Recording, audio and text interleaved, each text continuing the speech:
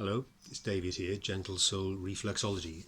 This week is actually National Reflexology Week, so I thought, well, what better way to celebrate it than to explain what reflexology actually is. Well, first thing, it's not a new phenomenon at all. It dates back to Egyptian times, whereby there is evidence on the hieroglyphics within the pyramids that it was an alternative therapy practiced probably by the pharaohs, who would have been the well-to-do in the time. Essentially then it's about rebalance. As I say, it's an alternative therapy, and what it's not about actually is finding things wrong with people, because I do find people come for a treatment and they're intrigued as to what might happen, how it will sort of evolve, but also it's more a bit of a competition in terms of, well, go on then, tell me what's wrong with me, and it isn't about that at all. So if you think about the day we're born, assuming we're born as a perfectly healthy baby, everything within our body is in complete balance.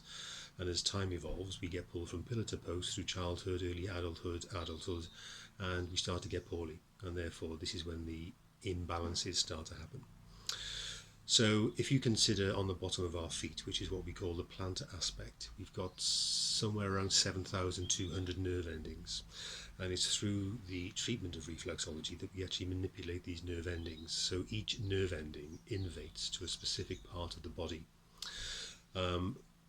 We work on 14 bodily systems. So, for example, there's the skeletal system, the muscular system, endocrine, exocrine, reproductive, digestive, integumentary, urinary, and respiratory. And there are a few others as well, but I'm doing this off the top of my head, so I can't remember.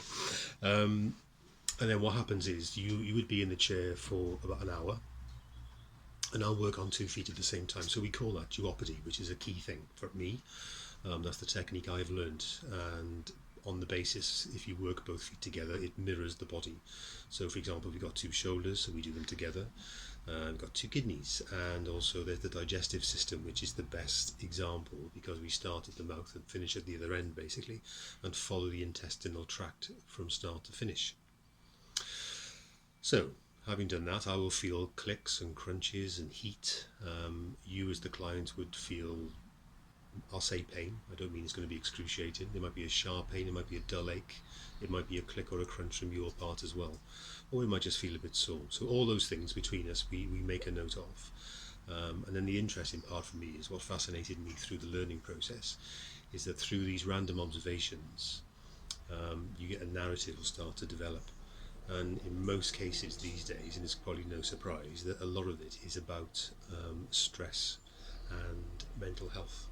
So just to give you an example, if the shoulders are clicking, which again is quite a common one, yes, it could be that you've got some sort of shoulder problem physically, in so much that perhaps, I don't know, girls are carrying heavy handbags, or blokes, I don't know, building walls or whatever, or vice versa, of course. But there will also be an emotional link as well. So I remember reading that if you've got frozen shoulder, it's a blockage of energy, of love energy getting out to your fingertips. Another interesting one is the pancreas. So in our physicality, it produces enzymes to break down carbohydrates, proteins, fats, etc. But it also means metaphorically that are you finding something difficult to digest in life?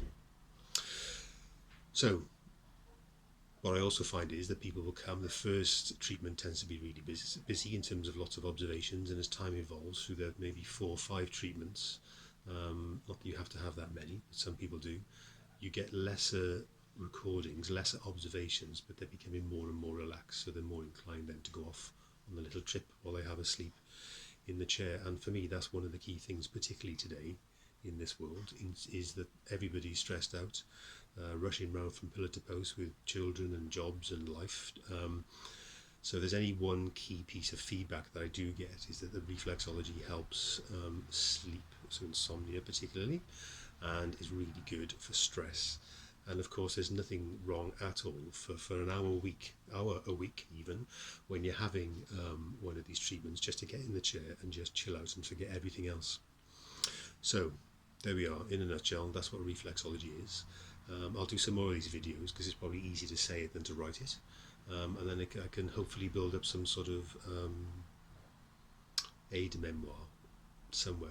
to be stored. But that's for a rainy day. Okay, so if you've got any questions, feel free to post those below. I'm on Facebook, Gentle Soul Reflexology, and Twitter, and also, what's the other one, Instagram. I'm very trendy these days, you'd never guess, would you?